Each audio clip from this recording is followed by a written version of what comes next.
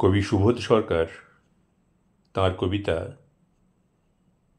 যে ছিল শিরায়। ভালোবাসি বলে সহ্য করেছি ইঁট, ভালোবাসি বলে পিঠে পড়েছিল লাঠি, ভালোবাসি বলে কামড়ে ধরেছি মাটি, ভালোবাসি বলে ভুলে গেছি হিতাহিত। চলে গেছে কবে বুঝিয়ে বলার দিন, কি হবে আজকে তোমাকে ফিরিয়ে এনে?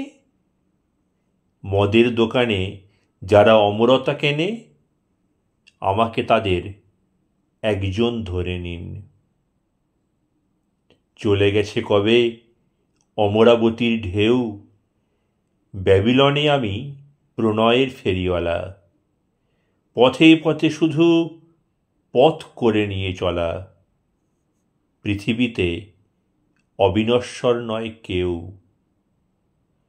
আমি ডুবে গেছি, চাঁদ ডুবে গেছে যেই, তুমি চলে গেছো মৃত বিকেলের আলো।